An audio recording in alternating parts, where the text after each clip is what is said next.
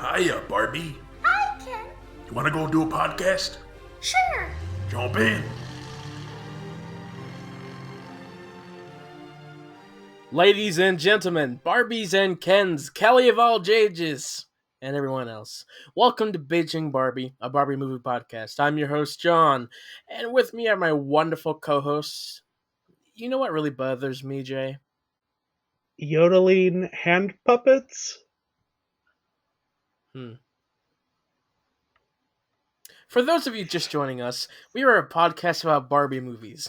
Every week we watch one of the straight-to-DVD animated Barbie movies, and we rate its story, characters, animation, voice acting, and music to see how it stacks up. This week we will be talking about the 20th animated Barbie movie, Barbie Princess Charm School. Yeah, quite an interesting 20th movie, I think. Charming, I should say. Prince Charming Academy.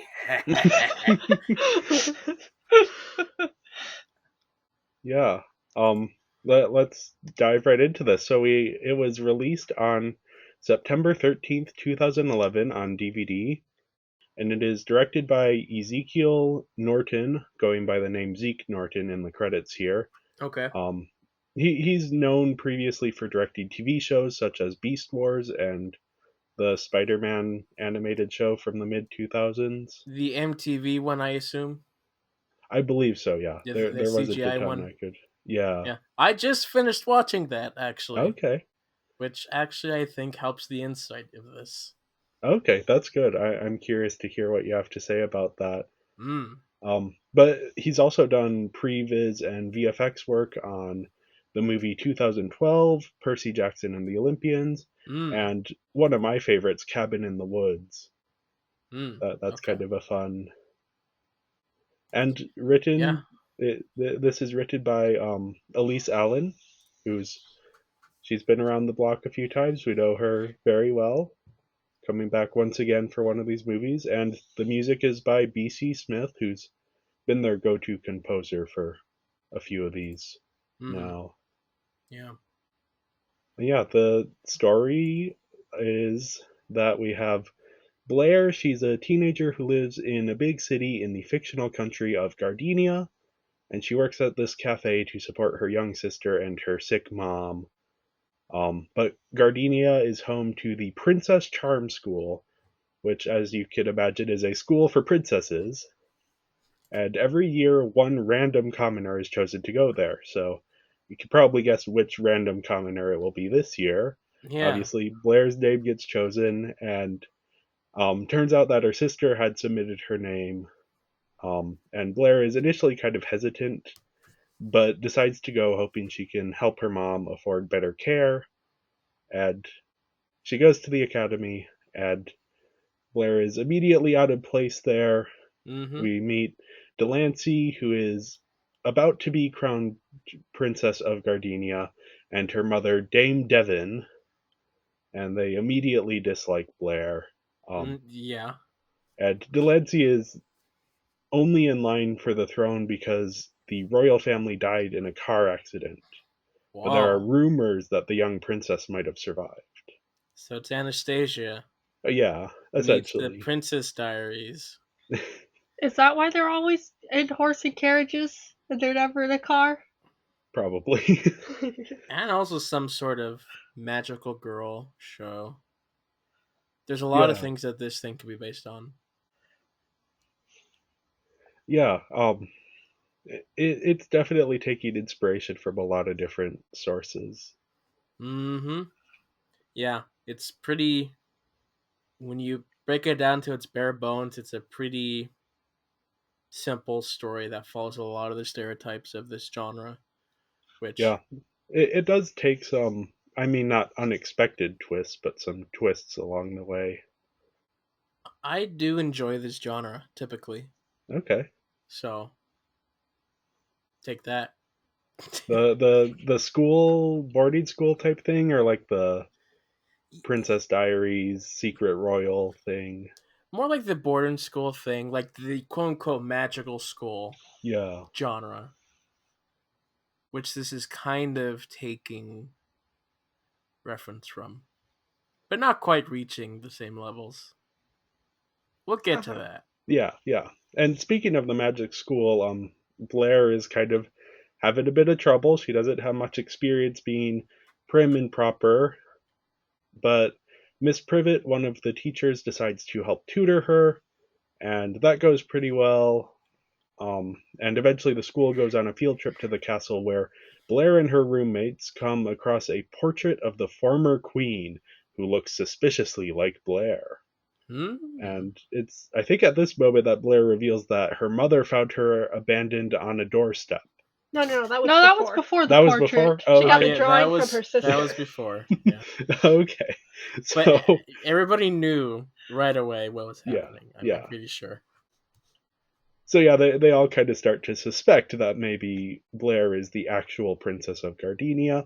And in order to prove this, they have to find the magic crown that glows when it's put on the head of the true heir.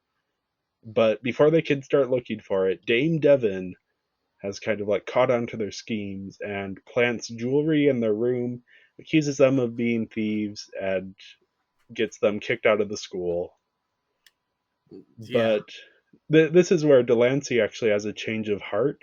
She doesn't really want to be princess, and she kind of sees a way out of it. So she decides to help Blair and helps them sneak into the castle to look for the crown while she is in the middle of her coronation ceremony. And hijinks ensue, but eventually Blair gets the crown, puts it on, and is revealed to be the true heir. She becomes princess, and everyone lives happily ever after. Yeah, the only trope that they didn't put in this is that they switched the crown and it was a fake. Yep. Though in Ella Enchanted, they poison the crown. But yes, there's nothing special about the crown. Right. The crown is just kind of, well, I mean, it's a It's magic magical. crown.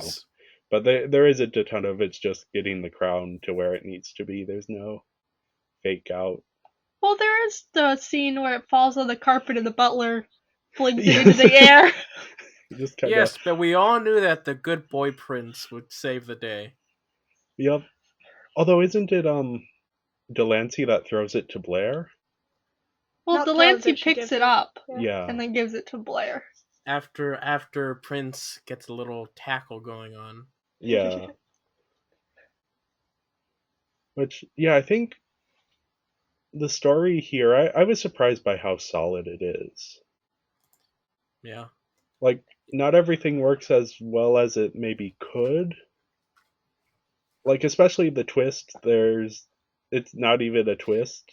They foreshadow it so heavily that... Well, like, as soon as they brought up the story of, like, the Anastasia rumor of, like, maybe the princess is still around, it's like, okay. Barbie's the princess, clearly. Yeah. And then that's immediately confirmed when Dame Devon, quote unquote, recognizes Barbie as being Sophia, and immediately is trying to kick her out. Yeah. Yeah, there's a moment where Dame Devon looks at Blair and has this very exaggerated gasp. Just goes, So, if you hadn't figured it out by that point... Well, then at least you know who the bad guy was, if you were unsure for some reason. If you were unsure which of the two teachers that teach this entire school was bad, the one who from the beginning's like, my daughter is the princess. Yeah, it's interesting. I think Dame Devon herself, we'll get into her more in the character section, but she doesn't have a ton of seeds, but when you actually think about what she's done, like, I feel like it's implied at the very least that she orchestrated the car crash. Well, yeah, no, it's not implied. She says it at the very end. Okay. Yeah. Something like, Implied, I especially by didn't default. do that to the parent. Oh, yeah. Yeah. She says it on live TV. Mm-hmm. Correct. Speaking of live TV. And more gasps ensue. Yeah, speaking of live TV? Oh, speaking of live TV, this is more on the animation note, but we in the beginning we see that Blair. Blair, they have a scratchy old TV that was not scratchy when they were watching the coronation. It was perfect HD. I was more interested in when a Ryan Seacrest type from BoJack Horseman showed up as one of the announcers. Not literally, but that was pretty much who it was. I was surprised that they pulled the name of Blair, and then the guy showed up at the doorstep I like know. 2 seconds later. It was like the CIA. They immediately were like ready at Maybe they have everybody's houses they have to, like, stations around the city. to come in to that door. It's like, you're coming with us. You're gonna be a princess. Although she doesn't know at that point that she's going to be princess because they have this like other It's what Lady is Royal. it? The Lady Royal, Lady Royal. which is like the personal assistant to Royal, which So that's what Blair is initially going to be. But then at the end, she's like, "Oh, Delancey, you were going to be princess, but now you can't be. So guess what? You get to be my personal assistant." what the heck is this school? Like, are we just creating so many monarchs? Like, what is Yeah, this? how many princesses are there in the world? Because the school was pretty packed. Yeah, I mean, it isn't dissimilar from. There are sort of elite private schools in Europe that kind of mainly serve like not just like royalty, but like what's the term? Why can't I think of the term? Nobles? Yeah, no, like anyone who has a title. That because you may not necessarily want to send your kids to a public school if you have that Right, kind of but notoriety. this is more But training the people to become princesses. yes, What is this? Hunger Games choosing a name from a thing? You're not a princess. I mean honestly, it might just be a plot mechanic to get It Blair is, there. but like you gotta question what the heck is this monarchy uh thing that they mean so much business that they'll show up 2 seconds after they announce who it is. Yeah, it's definitely odd. It's But very odd. isn't the school just a semester? So I don't think it's actually like a school. I think it's like they already graduated from high school and now they have to go to this special school thing. Oh, that Right, might but be. Etiquette some of them class. have been doing that for like a bit now, haven't they? Like Yeah, Delancey has been there for a bit. it's ambiguous because yeah, Blair graduates after 1 year, but But there seem to be she gets people there who have been partway there. through the school year at least. Well, not necessarily. It could Either be partway through the similar, school year or like like a second year or something. because we have a transition where it goes from summer to autumn. Mm. So presumably, maybe Mm. she arrived like later than everyone else, but and then she sees the full year because then we see winter and spring. Right. So there is like time passing. But yeah, it is. There's not a ton of explanation for what the school. Like, there's a lot of explanation for like what the school is and how it works, but not any like What is the why. outcome? Why do we need so many princesses and princes? What does this accomplish? I don't know. One of them wants to be a soccer player, one other one a musician. What does this mean? I don't know. I do think it Princess. is an interesting setting, John. Like you were saying, like these boarding school stories that are like there's an aspect of sort of imagining what you would do if you were there.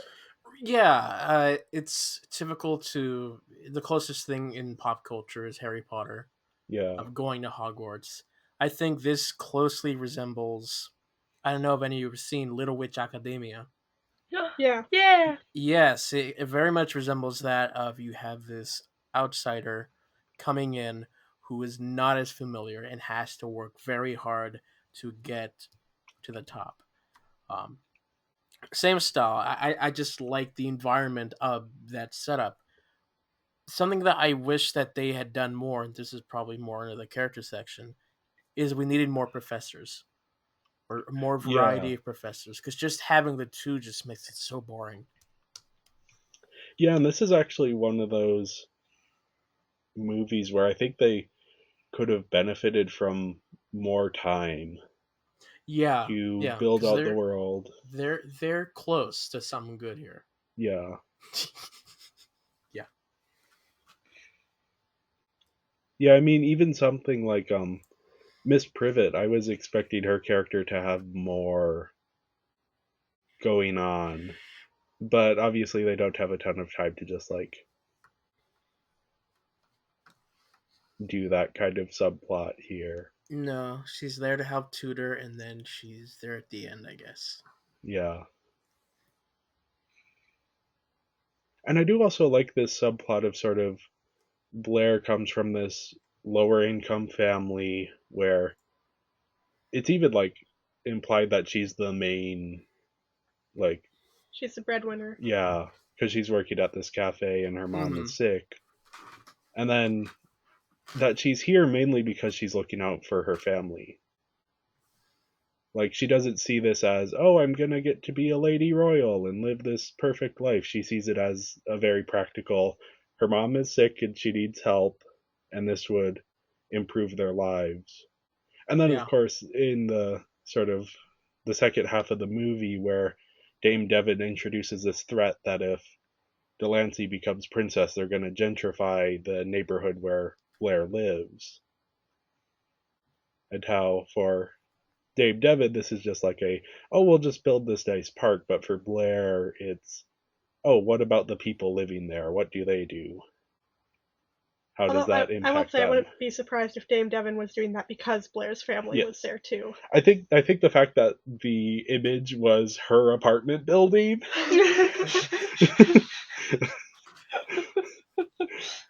Yeah, no, definitely being attacked. But yeah, it's the kind of, like, we've had various movies now where there's been sort of these wider social critiques going on. Mm-hmm. Yeah. This is going back to our political intrigue as well, Yes. with Dame Devon taking over the monarchy, forcing her daughter, like in what's Island Princess. Yes, very similar to that. Very similar. Even the whole secret princess thing feels similar to Oh Island my! Princess. Oh yes, very much so. They did do that. They did do that. Yep. One world building thing I'm wondering is why would she be crowned princess for life? Like if the rightful heir came up, couldn't they work things out then? Or I mean, different countries have different rules. I think that's just a add stakes to the end of the movie type Yeah, thing. like once someone is considered a monarch, you can't take them down. Yeah. okay, But isn't the monarch the queen, not the princess? But the queen died in a car accident. but she Yeah, was going to be crowned princess, not yeah, or was she going yeah. to be crowned queen? She would count princess, and you become a queen when you marry the prince. Yeah. Oh. Mm-hmm. But you married Prince Charming, No, not Prince Charming. the Prince Charming Prince, Academy yes. graduate. Prince Nicholas of Prince Charming Academy. Yes, Not the our guy in canon of glasses? this film. Yeah, the guy in glasses. That was one of the things I wish they had more time to explore. Is like, Yeah. what is Prince Charming school like? What is Nicholas like as a character beyond the two scenes that he shows up He in? shows up late and He's he a gets along dancer. with Blair. Yes. They can freestyle. I was so confused at that scene. And the fact that the professors had nothing to say about that. Yeah, they were just like, oh, yeah, The music classes Very over well. now, good job. Good job. Now leave. The music just changed. Like, how was that in It's there? because Blair and Nicholas nodded to each other, knowingly, They nodded, which which changed meant- the music. Alright, it's freestyle time. I guess. Yeah. I think though those elements work well, and it suggests a world beyond the boundaries of the Princess Charm School. Hmm.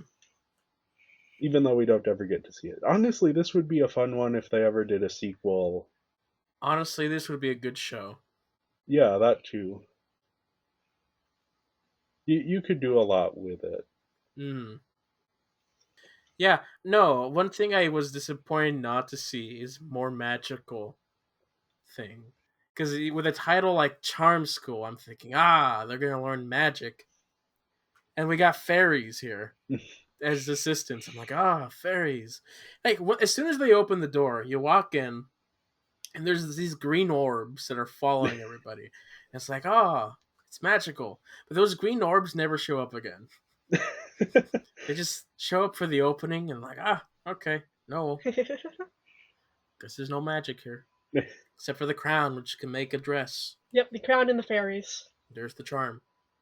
Yep. Honestly, like, the magic almost feels out of place. Like, when they introduced the magic crowd, even though they've already had these fairies, like, I was like, wait a second, that's very unrealistic for this world. But then I took a step back and was like, wait a second, there are fairies here. Why would that be? But yeah, the magic isn't very foregrounded. I would have liked if they went that direction. Although it'd be too much like Little Witch Academia, but still a fun direction to go. Yeah. I liked it when I was a kid. I still enjoyed it this time. It's not deep or anything, but it's fun. Yeah. Mhm. I was confused on the whole uniform part of it, but you know. Oh, yeah, let's get to that later. We're talking about animation. We'll get to that. I mean, it is a way to get Barbie her own outfit. We'll get to that. But yeah, overall, I gave the story a 4 out of 5. I think it worked well, though it maybe wasn't my favorite element of the movie. Yeah, I also gave it a 4 out of 5. I just liked the concepts that they were playing with. If they had spent more time to just develop this world and just what they were doing, it could be much higher. But I liked the initial idea of where they were going. I gave it a 4.5. And I gave it a 4. So next up, we have the characters. We actually have quite a few here. So first up is obviously Blair. Blair? Emma, Sarah, thoughts on Blair? I think Typical she works Barbie. well as a protagonist. I mean, like Jacob, she actually has a motive, which is nice. And then she cares about her family, which is nice. And I think it was interesting too to have it that she wasn't the one who wanted to go to Princess Charm School. I think that aspect of the story was kind of fun to explore too. I do. At the beginning opening scene, her character seems so different than when she gets to Princess Charm School. Like, she successfully runs a cafe and then she can't do anything right in Princess Charm School. Like, you think some Yeah, like she trips skills over and all from that. running a cafe would run over to Princess Charm School. But, Yeah. You think that her skills of just balancing trays would carry over to balancing books in her heads, but no. But no, instead her skills carry over to fashion and outfit making Yeah. somehow. Yeah. Yeah, running at a cafe really helps make dresses out of very, very little material with very different color palettes. Yeah, I want to circle back to something Emma said of this idea of how she doesn't want to be there. Mm-hmm. Or not that she doesn't want to be at Princess Charm School, but that she wasn't the one who entered this contest. And I think it adds this interesting thing where she feels the extra pressure of needing to be there for her sister, and like she's tried to have the experiences that she's living her sister's dream. Mm-hmm. and so she feels a little bit of extra like, oh, I need to enjoy this and learn to like it here.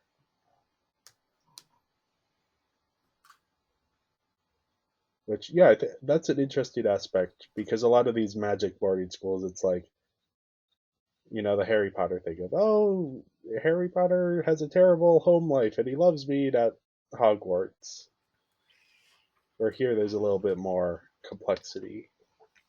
But yeah, as Sarah was saying, she's kind of still the same kind, clever, and brave that Barbie always is. Yeah, she's the typical Barbie protagonist. Except She she has her actually accepts help struggles. from friends. Okay. Unlike other people we know. Yep. Now, speaking of her friends, we could just jump down to them. Isla and Hadley. I think that were those. She's had a friend named Hadley before. Maybe, yeah. Um, they're we've seen these characters so many times. They're same. Yeah. There's not much Even to say about it. They're there. One likes music, one likes sports. soccer. And we've had because in Barbie Diaries, one of her friends liked music. I guess they all like music, but I think one of them Yeah. liked music more. And in Perfect Christmas, which came out after this, but we talked about it before, we have the sister who likes music. Happy New Year's. Yes, Happy New Year. Yeah. First of the year. Get in there. Yep. But yeah, I didn't have much thoughts on Isla and Hadley. They're just kind of the same. I kind of forget about them. It took me Wha- forever to realize that the music lover, she had drumsticks in her hair. Cause I thought they were just like normal little hair things you put in your Drumsticks, hair. Took me forever to realize that they were drumsticks. I didn't realize that, so thanks for pointing that out. Yeah. And what I question is she pulls them out of her hair sometimes to play the drums and her hair doesn't fall out. Like, what magic is that? Hair ties. How about that beam gymnastics? Oh, yeah. Laser beam gymnastics, In every single thing that has a laser beam vault. It's like, we have to dance through it. Well, Every single time. I did like how that one girl did dance through it, and then the other two were completely flailing around and tried to get through it. Yeah, the poor fairy had to shepherd them through it. That was a fun little subversion, even though, yeah, you of course have to have the laser hallway with the You the don't. gymnastics. You don't need the laser hallway with gymnastics. It's such a tired trope. Yeah, I was actually thinking the same thing once it got through. I was like, it might have been nice if they had been a little bit more creative and done like a unique trap rather than. But I mean, it is what it is. It is what it is. It allows the animation team to do flips, I guess. Which, as we saw in Three Musketeers, they like. I believe they done better this time. That's for sure. So next up we have Delancey, who probably has the biggest arc in the movie. Emma? Sarah? She looked like Barbie at the end. She does look like Barbie. Yeah. I was confused at times. It's like, is that Barbie? Nah. But, is there a family relation between her and Barbie? Yes, they're cousins. That would make sense. That's why they look similar. But no, she follows the typical trope of being the boarding school bully that turns into allies when she realizes Blair's potential. In this case, her lineage. Yeah. And, I mean, the arc is kind of like she's so mean at the start and so nice at the end that it's maybe a little odd. Yeah. But I do think they do a good job of interspersing the change throughout the movie. And this is taking place over the course of a year, so I could see why there would be such a long change, even if the movie doesn't make it feel like a year has passed. Yeah, I do wish they went a bit more in depth on like why her character did change and stuff like that. Like, does she not? It doesn't seem like she doesn't necessarily want to be princess, or maybe I missed something. She But doesn't want to be okay. princess. That's the reason. That's the main thing.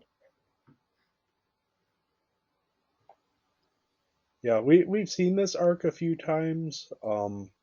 Similar to Raquel in Very Mhm. Secret, similar to Sunburst in the third Fairytopia movie. Yeah. I do wish they had explored it more because, especially if she basically just handed the crown to Blair so that she wouldn't be princess, then why did Blair accept her as the Lady Royal rather than one of her other friends? Because I all don't her know. other friends were princesses, but Why did she do that? Except I guess that Blair she crowned her, but still, that is a choice. It's because Blair would have just kind of, or like Delancey would have just kind of. Delancey went from in line for the crown to not.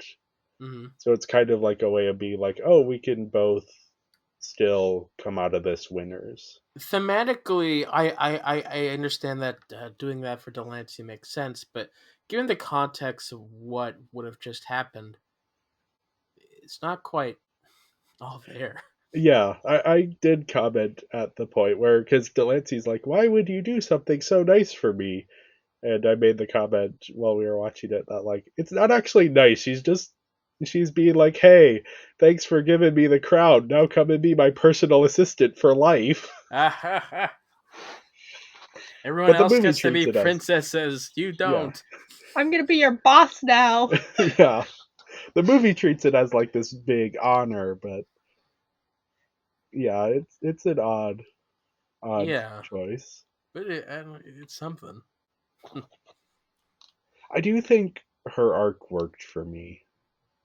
I think if we keep seeing this arc over and over again, it might start to get a little bit old. And We're gonna be seeing this for sure. yeah, I am maybe a bit more forgiving because we've just recording schedules and things. We've been on a bit of a break from recording our normal episodes. Yeah. So it's been a while since we've sat down to talk a Barbie movie. So I'm more forgiving this time around because this arc is typical of the different genre that we're going here with the boarding school and learn to become something.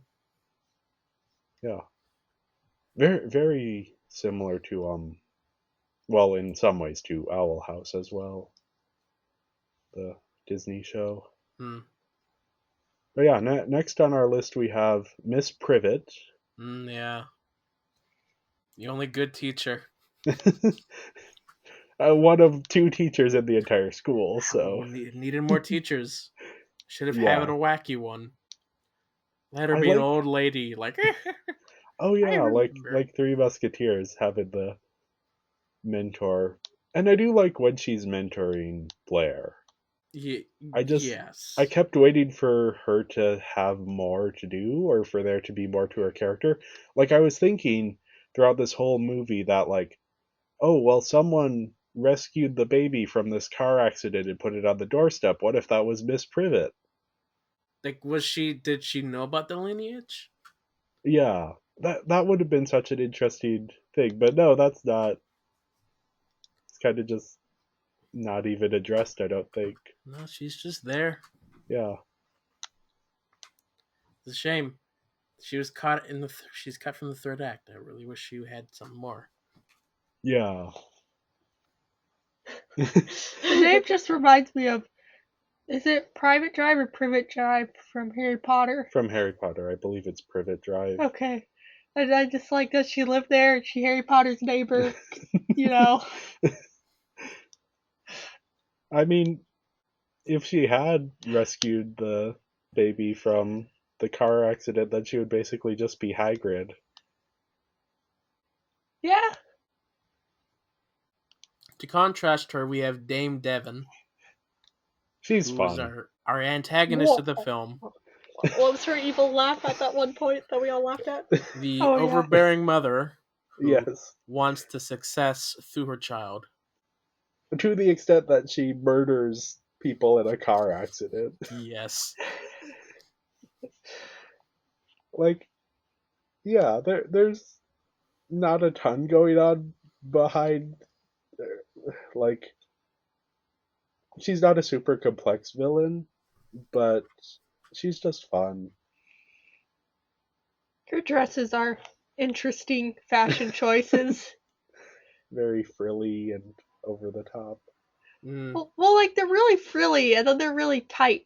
Like they're frilly and then Frilly super shoulders and tight, everything else. and it just doesn't look great. It's like choose frilly or tight. You can't have both.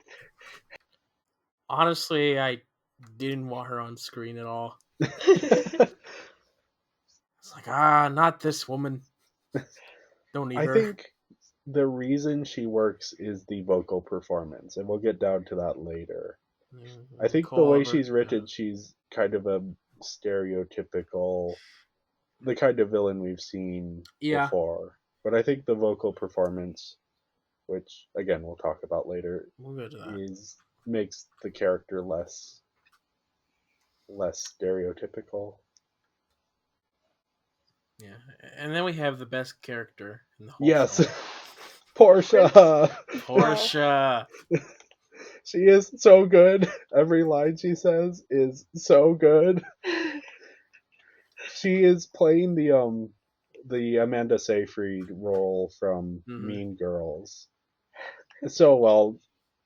Just She usually in this genre that we have our main villain bully, and usually that comes in a trio of Yep. one of the more monotone, sarcastic one, and then the dumb one. Here she takes both of those. yes. And she's just kind of the definition of no thoughts, head empty. Every Like, line is iconic. yes, like that's we started with one of her lines. You know what really bothers me, Portia? Yodeling hand puppets. Mm. I liked Is that a reference to Sound of Music? Might be. I liked the line where her friends tried to explain, and so she eats the cake, and she's like, "Oh, you took my cake." No, Blair took your cake. Oh, I have to get after Blair. I wanted that cake. Yeah. I didn't like her. She was too dumb for me. Floor cake. Floor cake. Look, they're serving floor cakes. I didn't realize you made clothes. I thought they just magically appeared, like toast. No. Usually this type of character gets annoying, but no, Portia just the way the character it could be the performance as well. It's just at the right moments. Yes. No. And just the randomness of what she says. Like, you never know what she's going to say next. Yeah, maybe, Emma, your dislike of Portia is reflected in your score a bit. Yep. Just like dumb characters, I guess. Basically. Sarah, did you like Portia? Yeah.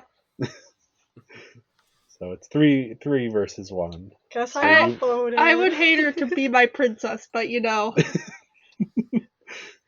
Yeah, hopefully she's a lady royal, not a princess. No, she would be worse as a Lady Royal. The Lady Royal's the one who has to do the work. Oh, true. Yeah. Now, next up we have Emily, who's Blair's sister. Mm-hmm. I like that she's the one who submitted Blair's name. Yeah. And that she did it like 10 times Only a day 5 or for 6 a times year. every day Hey, for an a entire year. year. It's like, okay, rigging the vote a little bit there. Yeah, but it worked. One those usually they'll only have you enter once, I feel Well, like. there's some where you can like mail in as many as you want, but they have to be handwritten or something. So normally people don't Oh. do more than one, but you can. Oh. Oh, he has his calculator out. How many times? Yep, was so her we're name looking submitted? at, she's in this It's at exactly least, 5 times a day. yes, 1,825 times is how many But what if it times. was a leap year? Then it would be 1,830 times. Oh.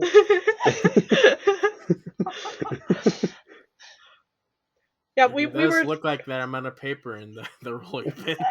we were talking about before how do they know which house to go to, and we asked that during the movie too, and I think that they just knew that Blair was going to be chosen because her name was overwhelmingly in there, so they were just like, okay, we'll just have it be Blair. You can wait outside her house. We'll announce it, pretend like it's a lottery thing, but we know it's Blair.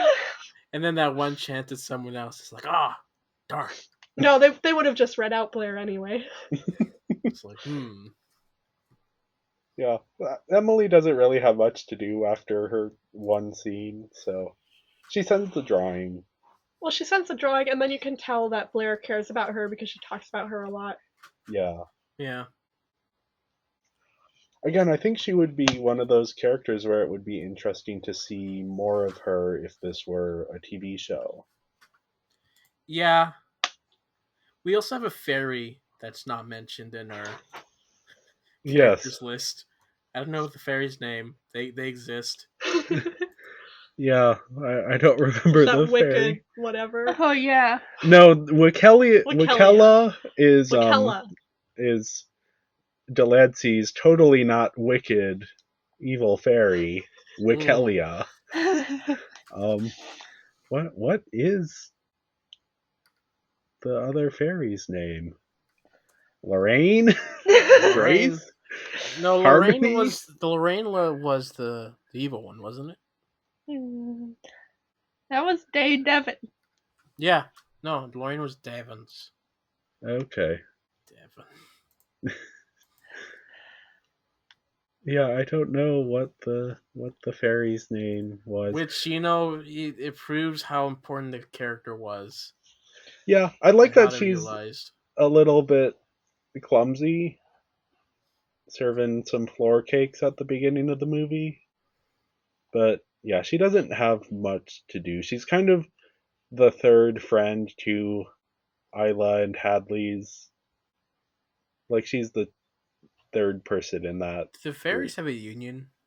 Maybe they should. Probably, yeah. I think it would have been cool if she had some kind of throwaway line when Blair's getting all clumsy, like, oh, it's okay, I'm clumsy too, or something like that, you know? That might have been cool. Still, we get floor cakes. Now, the last character I have here is Yeah, speaking of floor cakes, Prince Nicholas, who he has two scenes, but he has really good chemistry with Blair. Yeah, that's the Ken of this film. Yeah. Like, yeah, again, if this movie were longer, it would have been interesting to see more of him, but this movie is short, so we only see a few scenes with him. Not much to say about the prince. Nicholas reminds me of the prince with glasses. I think it would have been cool if he and whatever the main girl they were, if they actually got together at the end. That would have shown more of the character development too. Oh, yeah. Where she's like, oh, I don't care about looks. This guy with the glasses is actually pretty cute. Honestly, that'd be too much. Yeah, that would be a good, like, TV series thing again. Yeah, it's too long for the movie, but that would have been cool. This should have been a show. Some kind of, like, redemption arc in the end that wasn't just, oh, you handed the crown to me, now you're my Lady Royal. It could still be a show. Why not? Yeah, I mean, it would be, like, they've made sequels before. This would be a fun one if they were to revisit it. Mm-hmm. Revisit this world and these characters. Yeah, bring in Brooklyn Barbie instead. Yeah. I want to know if they also do the lottery for Prince Charming Academy, though. Do they have, like, one girl and one guy every year who get chosen for the lottery? Is it Hunger Games, or is it just one girl? Maybe that was the glasses guy. He was the commoner. Maybe. Yeah, maybe Glasses Guy was the commoner. That would make sense, probably. Anyway, I gave the characters a 4. I am doing something brave. I'm giving the characters a 4.5 out of 5. Whoa, interesting. I think like there's a few forgettable characters, but yeah, even like the friends who are the same friends who have been in every movie, like they served their purpose. And then we also have Blair, who's more interesting, and Delancey, who's more interesting. And then we have Portia, who bumps up my score a little bit as well. The 0.5. Yeah. Yes, Portia is the 0.5. Actually, she might be the 4, and everyone else is the 0.5. In the TV show, she's the protagonist. Yes.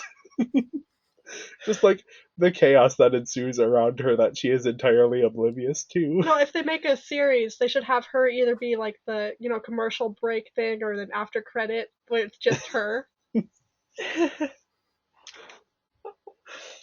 Yeah, I gave it a 3. I I also didn't like Portia. gave it a 3. All right. Well- Animation. Yeah. Yeah. Yeah. Yeah. Yeah. Yeah. Yeah. Yeah? Yeah. Yeah. Yeah, no, just looking at screenshots of this film when even before leading up to this film, I was like, I kind of like the way the character models look. I Yes. can't wait. I was so excited to watch this movie just to see, because it looked like it'd be animated well, and it was. The character expressions were just so vibrant. I liked these are the best looking models that we had, even down to like the texture of the clothing. It was pretty darn good. Yeah. There was some jerky movement, but it was fun. Yeah, I mean that is like the issues are issues that have been issues in other Barbie movies, but Yeah. the successes, we haven't seen animation this good. in a long Yeah. time in the series. Yeah. I would even say like so far this is the best animated, just as the technology improves, obviously. Yeah. The backgrounds could still use a little bit more work, but they're not as bad as Yeah. before. They The went with this the dog though could be better. oh yeah. There's certain areas of Princess Academy that look kind of like flat and empty, Yeah. but that's balanced out by like the absolutely spectacular character work that is going on. here. Yeah. Which just going back to what I said earlier, there being the director being part of the 2003 animated Spider-Man show. I was watching that and I was really quite surprised at how well a lot of the movement just really worked in that show, even today. The character models are definitely outdated, but there's just some moments that's like, yes, no, this is really well done. And I could see some of that influence here. I really like how when you get the shots of all the girls in their uniforms, not all the girls look exactly the same. And even with the Prince Charming guys, not all of them look exactly the same. Yeah. And it just like it brings so much because it's like they're all in the same outfit, so you can't distinguish them based on outfit. You actually have to try doing other things. So I really liked that. Yeah, one of the things that I don't love about this film is transitions. Yep. This has been a constant struggle with the last few films, but this one was the most notable to me. Like they try to do visual matching of the transitions, but still, just it really takes you out of each moment. Yeah, I think that is the weakest part here. Yeah, the uniforms that they make. I mean, they're a Not bit bad. odd. Yeah. They're not bad, but it's they explicitly say it's like we made these uniforms just from the material of our RIP uniforms. Yeah. I don't know why one of them has a leather jacket when Yeah, I don't know where they got those materials, but right, and also why that one has that one color that's only this much on the actual uniforms. they took apart the threads and made completely new fabric. They had to dye some, they had to get their dyes out and Oh yeah, is it You still know. the same uniform if it's dyed a different color? Right, the color Maybe. scheme is just all over the place. Yeah. There's 2 different kinds of blue plaid between the 3 outfits. There was two different proof. I was really surprised. So the guys when they show up, they have the blue plaid, for their vests under their suits. And then apparently their dress uniform is just pink plaid. Like, Same thing, but pink. the girls get to wear these beautiful ball gown dresses. The guys have to put on a pink vest. I mean, it's Barbie Land. Yeah. The dancing, though, that was Oh yeah. a bit much at times, but it was something. It's the best dance sequences since Swan Lake. Now they aren't quite at the level of Swan Lake because Swan Lake has some Mocap. I'm sure well this had and mocap too. some very like impressive and creative. But even the just like the regular scenes are there's so much creativity in the animation. Mm-hmm. Like there's an early scene of Blair working in the coffee shop where it's sped up, and it's something that we've seen before, but it's not a standard thing. When I saw it, I'm like, okay, there's a bit more creativity and a bit more thought. And John, you talked about this sort of the TV that they have where there's a lot of static coming in. You know, they're putting in the effort to And then they forget that effort well, later yeah. on. But But it is kind of like there is a lot of creativity going on, and I think part of it might just be bringing in a new director who kind of brings new ideas to the table. yeah, But then even just like the quality in general is so much better. Like the mountains behind the castle always look spectacular, and I love that there's like the changing seasons as well. Emma, what did you think of the animation? Decent, nothing impressive. And then there were quite a few mistakes that I noticed here and there. Nothing Cool. really major, but Yeah, I having watched all of these movies, which Emma, you haven't been watching, so it isn't like yeah, I'm comparing to like other yeah. animations I've seen that have come out in more recent years. So oh, for sure, for sure. Like we just watched our most recent Barbie movie we watched was Perfect Christmas, Mm. which was just the abysmally robot eyes. bad. So Yeah. to jump to this, and that they came out in the same year, which kind of makes me think like maybe a bit of the money from that production went to this production.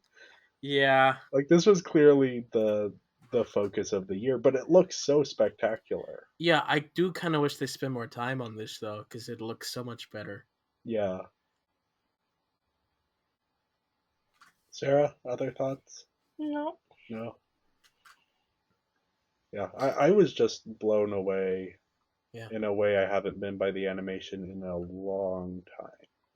Because of this, I gave it a 4. Yeah, I gave it a 5. I think that's the highest animation score I've given yet, and I will stand by it. I gave it a 3. I gave it a 2. So yes, a bit of a spread out here. We Nicely have spread. 2, 3, 4, and 5. Oh, we need another guest who thought it was a 1. Yeah. Definitely. All right. Yeah, next up we have voice acting. So once again, Diana Karina is playing Barbie, Yeah. and I actually believe this is the last time we will be talking about her as Barbie. Really? Okay. Let We'll me get to look that. this up a sec. We'll get to that though. Yes. Yeah. No, at this point I just stopped trying to compare her performance.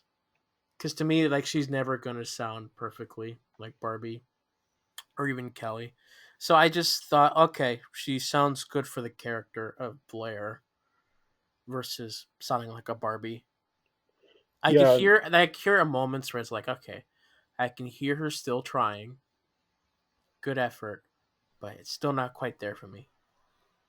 yeah, I think here, as you mentioned, just the fact that she's not playing Barbie, whereas in all of the other movies, I think she's played Barbie Yeah. specifically.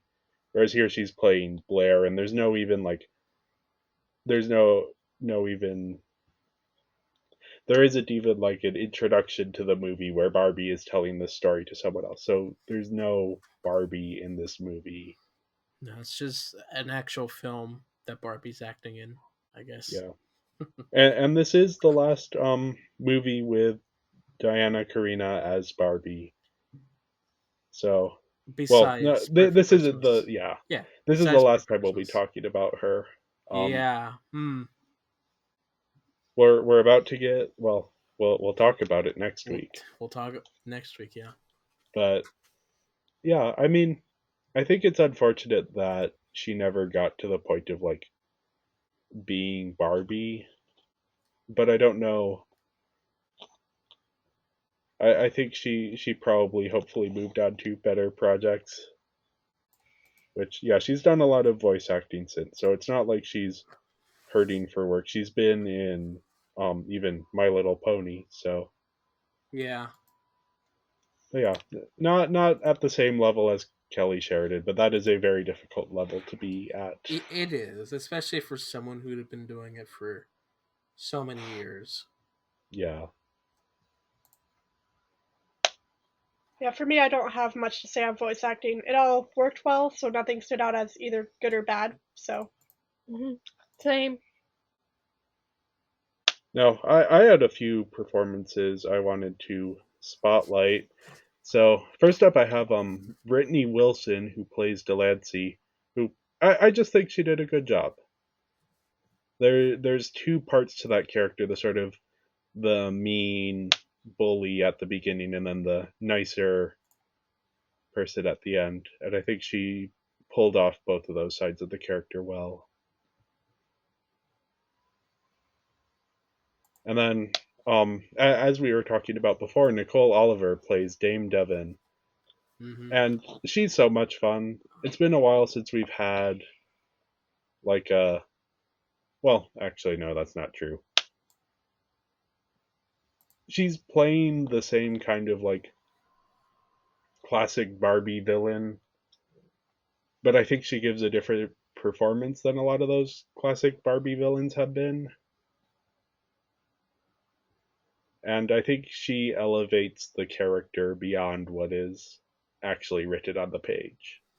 Okay. And then the standout performance of the movie for me was Ali Liebert, who is playing Portia and Hadley, but mainly Portia. And she is doing a pitch perfect impression of Amanda Seyfried in Mean Girls. And that is a difficult performance to match, and she matches it and sells this character so perfectly. Like, the lines are funny, she brings them to life. Hmm. She makes them funnier. And Ali Liebert is a Canadian actress who does a lot of voice work, but actually also does a lot of like Hallmark type movies. And this is her first Barbie movie, but not her last. So we may be talking about her down the road. Maybe so. Uh, Other things to point out were for Emily, we have Madison Peters, who is another Pony Lime, who I have met as Okay. well. And then we had a special guest star, Miranda Ram Nolte as Princess Miranda. But she was an actress who was diagnosed with cancer. Yes. And she passed away at the age of 18 Hmm. in looks like 2013, so a few years after this. Right. So this was probably, yeah, more maybe like a Make a Wish. Yeah. Rainmaker, sorry, this studio has done this voice acting studio has done these type of things before. Okay. Yeah. I don't remember her character, so I can't really comment on her Yeah, performance, no, but there wasn't much. She didn't have a whole lot of lines. yeah. It is kind of nice though that she got to be in this Right, movie. and so I gave the voice acting a 4. I thought it was overall good as usual. Yeah, I gave it a 4.5. Again, I think some of these performances really elevate the characters. Even performances I didn't mention elevate the characters beyond what is just written on the page. I'm actually going to give it a 4 as well. I mean, voice acting, it's good when nothing stands out, so I think since nothing stands out, that's good. Oh, you just ruined my score, Emma. Mm, What I did had you give it? a 3.52. Emma was supposed to say that gave it a 3.5, and then I was supposed to say I gave it a 3.52. oh, that was dumb. Glad we didn't do that.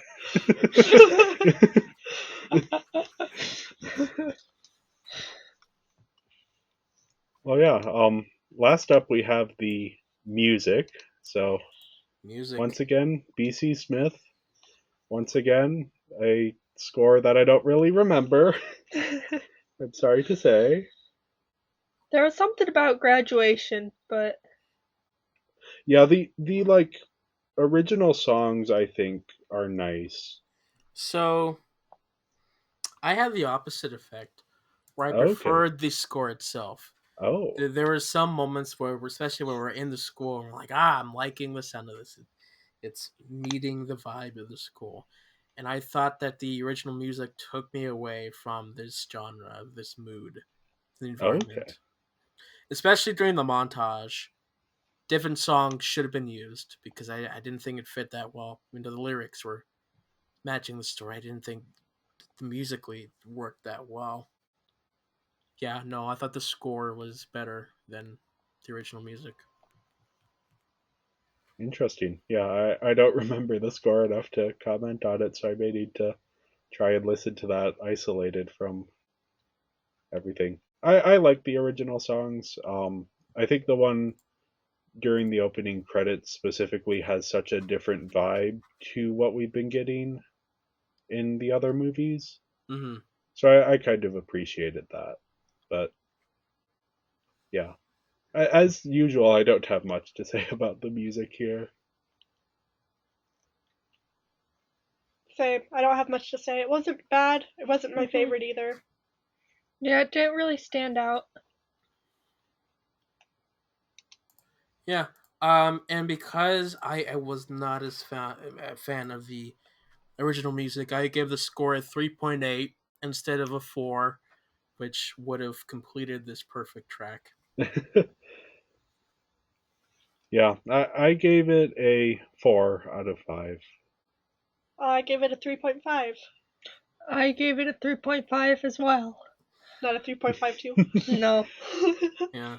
Which It leaves only me with a worked for total one. score of 19.8 with a 79% and a 3.9 or 4 5-star rating.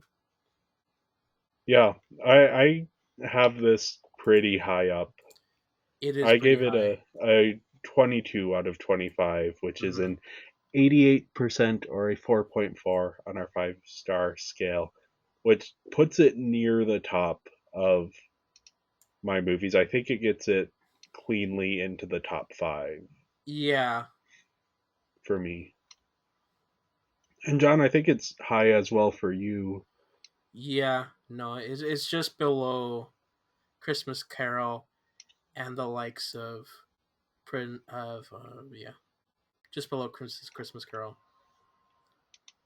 Yep. And then